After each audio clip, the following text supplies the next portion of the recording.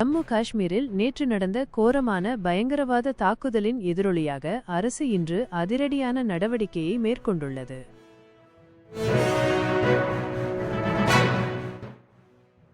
இந்த கொடூரமான தாக்குதலில் 26 உயிர்கள் பலியான நிலையில் குற்றவாளிகளை விரைந்து பிடிக்கும் முயற்சியில் பாதுகாப்பு படைகள் தீவிரமாக இறங்கியுள்ளன. இதன் ஒரு பகுதியாக தாக்குதலில் ஈடுபட்ட லஷ்கர்-இ-தொய்பா பயங்கரவாதிகள் இருவரின் வீடுகள் இன்று அதிரடியாக தகர்க்கப்பட்டன. சம்பவ இடத்திலிருந்து வரும் தகவல்களின்படி இந்த தாக்குதலின் முக்கிய சூத்திரதாரியான அடில் ஹுசைன் தோகர் என்பவனின் வீடு வெடிபொருட்கள் மூலம் தகர்க்கப்பட்டது. அடுத்ததாக இந்த வெறியாட்டத்தில் தொடர்புடைய மற்றொரு பயங்கரவாதியான ஆசிப் ஷேக்கின் வீடு கனரக புல்டோசர்கள் கொண்டு தரைமட்டமாக்கப்பட்டது.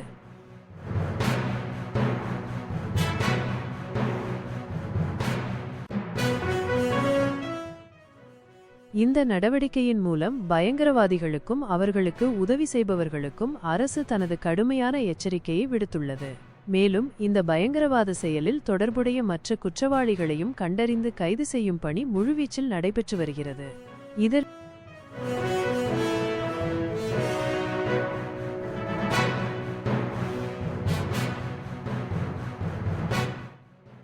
இதற்கிடையில் இந்த தாக்குதலில் முக்கிய குற்றவாளிகளாக அடையாளம் காணப்பட்டுள்ள அடில் ஹுசைன் தோகர் மற்றும் பாகிஸ்தானை சேர்ந்த அலிபாய் ஹாஷிம் மூசா ஆகியோரின் புகைப்படங்களை போலீசார் வெளியிட்டுள்ளனர்.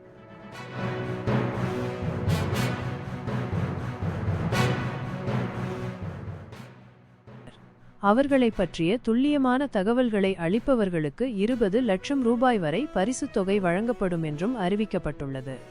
இந்த பயங்கரவாத தாக்குதலுக்கு சர்வதேச அளவில் கடும் கண்டனங்கள் குவிந்து வரும் நிலையில் காஷ்மீரில் அமைதியையும் பாதுகாப்பையும் நிலைநாட்ட அரசு அனைத்து நடவடிக்கைகளையும் எடுத்து வருகிறது.